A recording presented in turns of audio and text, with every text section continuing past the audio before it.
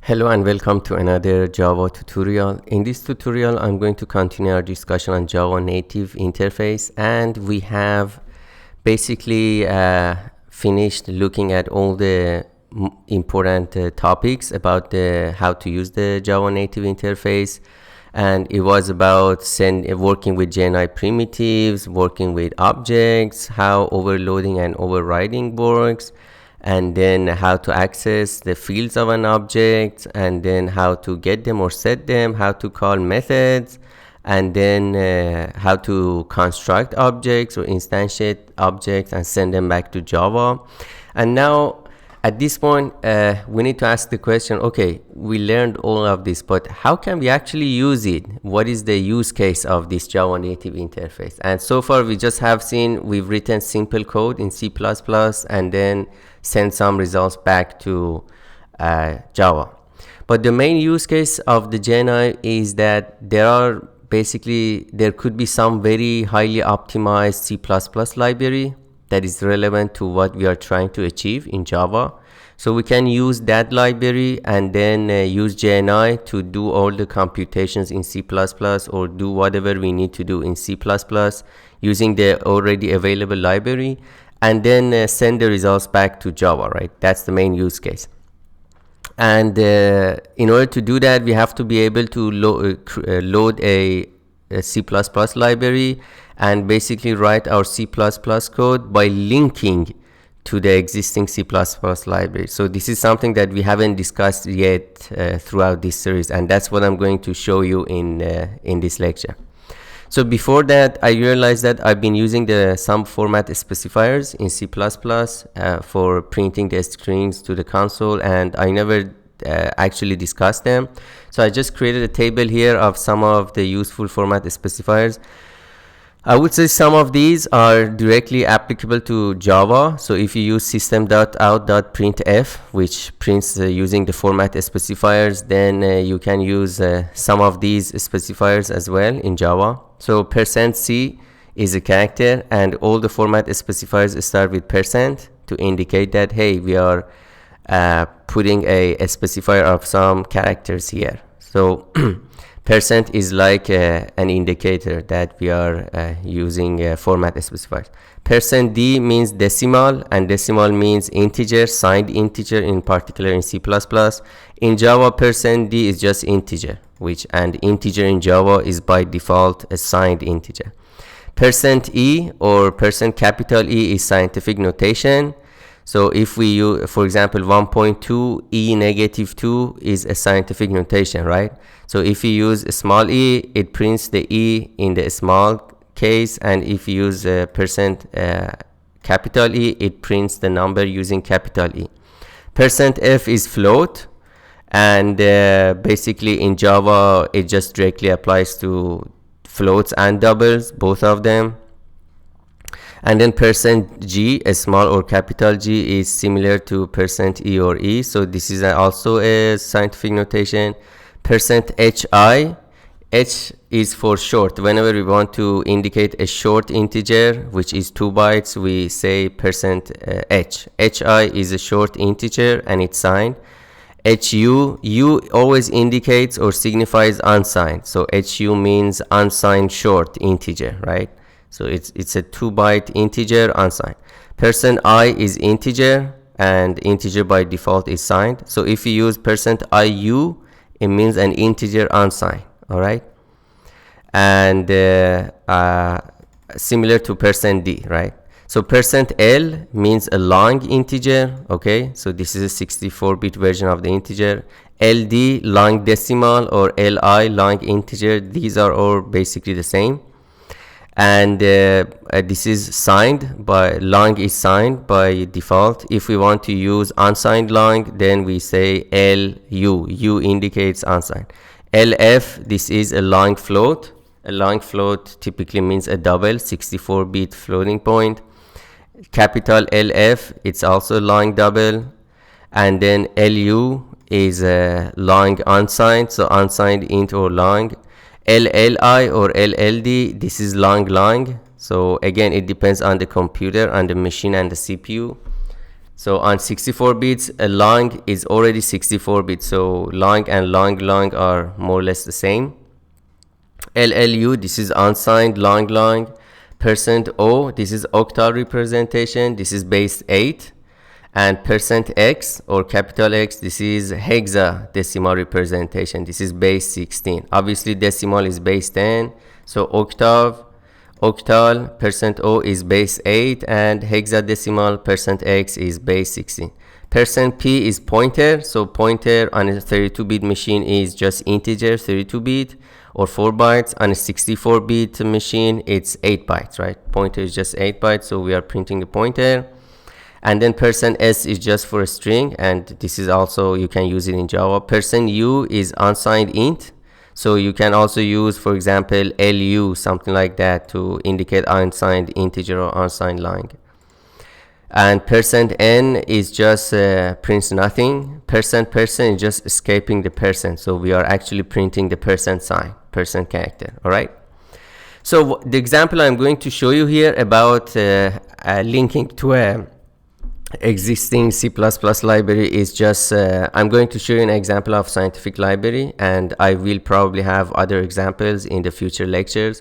So for now, let's assume that you need to use a function which is a special function like a Bessel function, array function, and unfortunately the math library that the JDK provides is very limited. It just have about a few functions like sine, cosine, tangent.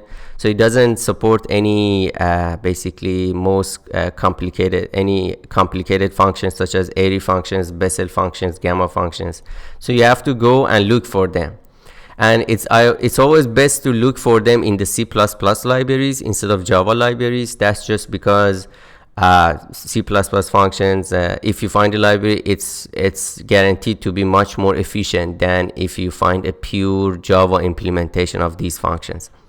So one of these libraries is called GNU Scientific Libraries, or GSL, and I highly recommend it. If you do any numerical computation, I highly recommend you to use this GNU Scientific Library. And if you want to download and install it, you go to gnu.org and then to the software and then look for GSL and download the latest version.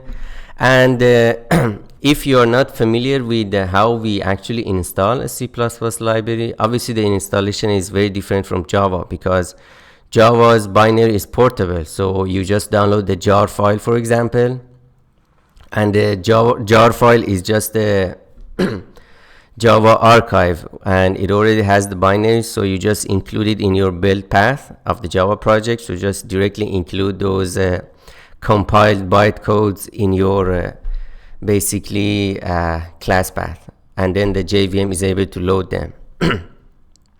But for C++, you typically download the source code on your machine, and you have to build it and create the dynamic library or the static library from the source code. And the reason is the compiler that you use on different machines are different. So you cannot just provide a universal binary for your machine, because you don't know the target platform that the user is going to use it. So you leave it to the users. So whatever user that downloads it on their platform, on their machine, they use a appropriate GCC compiler or Clang compiler to just compile it to machine code and create a dynamic library. And typically these libraries, when you download the source code, they have instructions in terms of a makefile instruction that tells the compiler how to patch, tells the compiler and the linker how to patch the different C++ files together to create a binary, a one whole binary for the entire project. All right. So when you install a C++ project in your machine, it typically installs it in the default installation location. So on Unix-based systems like Mac OS or Linux, it's in the user, USR, local, and include. So every user has a user from the root, a user path, and then in the local folder of the user. And when you install the C++ library and you want to use it, you have to access to two things. In the compile time, you have to have access to the header files that are associated with that library. So when you install the C++ library, it puts together all the header files and then puts them in this include folder, user local include. So default installation for all the GSL header files. So in this case, the GSL file library, when you install it, it puts all the header files that you need to link or include them in your C++ code during the compilation time. It puts them in this include folder. And then not only you need this include folder to be able to include the header files of the library, you also need to link your C code eventually to the binaries of that library, right? And those binaries are typically in the forms of a static library, which has a .a extension, or a dynamic library, which has a .dylib dynamic library, or .so shared object, right? And when you install the C++ or C library, it also creates or compiles the library and creates the binary files, the library, and puts it in the user local lib, right? So this is the default location for the compiled static or dynamic libraries. And then when you are writing your C++ code and you want to use the whatever library you installed, you have to use the header files from this include folder and then basically add them to the include path of your compiler, right, in your C++ project. And then you have to also link to the dynamic library, to the binaries. So we need both the include and lib to be able to compile and link. So in this case, I'm just going to specifically talk about the GSL. So how do we install it? So you go to the GNU.org and then download this GSL, usually the latest version, and then you open a terminal at the at the folder, the root folder of the GSL, and it has a configure file, so you can run it. So it goes through all the requirements and makes sure all the requirements are satisfied. And then you use make install. So typically for GCC on Unix systems like macOS or Linux, you use make and make install. All right. So make just puts together all the CPP files, and then make install, it just creates the binary and then puts the header files in the include folder, user local include, and then the binary file in the user local lib, right? And in Linux, I believe you need to use the sudo if you're not a super user or not admin. And so let's start by looking at the GNU website. So if I go to GNU.org, I am brought to this website, and this GNU is basically a collection of the software. So if I click on this software, I have all these basically all the packages of the GNU, and there is one of them called GSL, GNU Scientific Library. And then it says the GNU Scientific Library is a numerical library for C and C++ programmers. So it's compatible with both C and C++. It is free software on the GNU General Public License, and it has a whole bunch of subroutines for example, complex numbers, for finding the roots of polynomials, permutations, linear algebra, quadrature integration, statistics, interpolation. So it's a fairly complete library. And then you can download it from the FTP server that they have. And maybe we can just go here.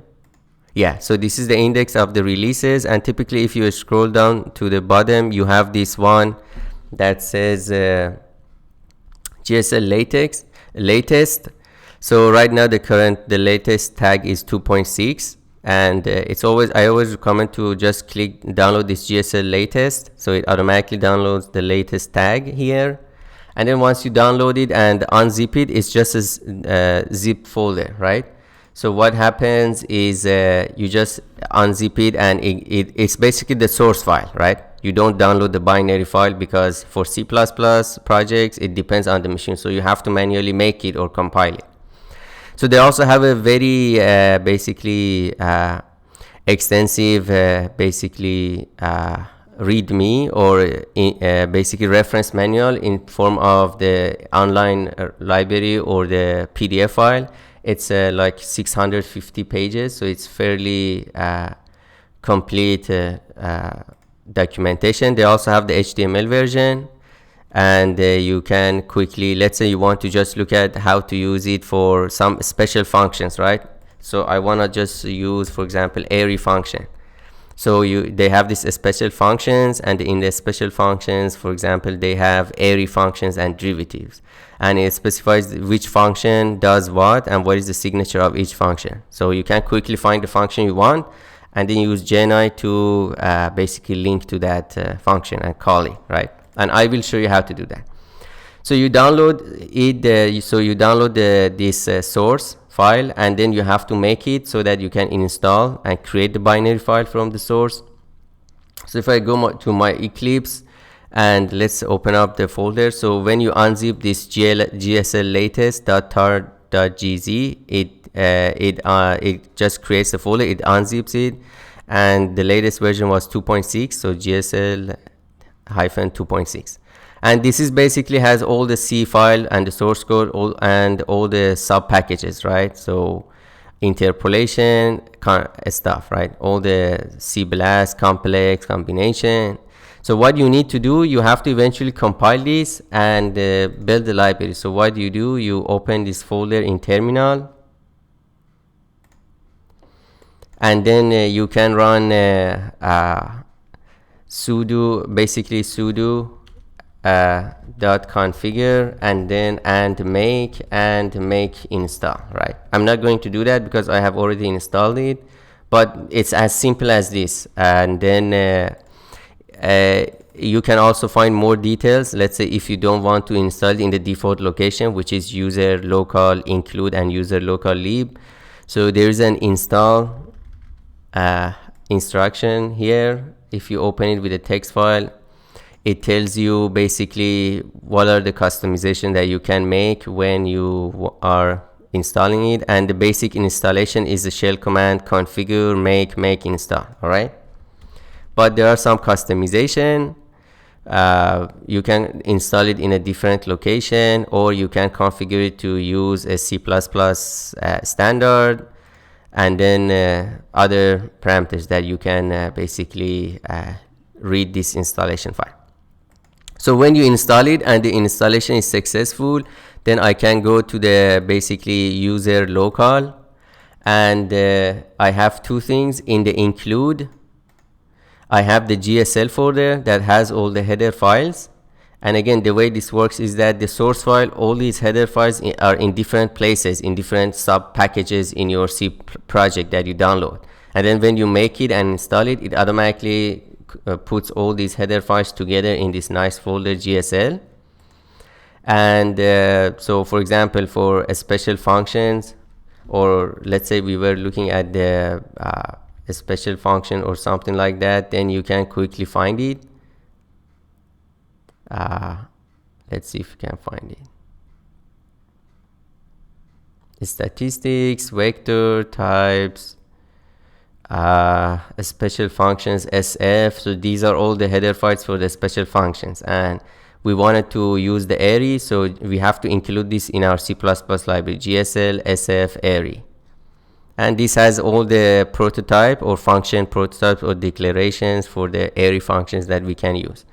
So this is the header files in the include folder, user local, and then we also have the lib.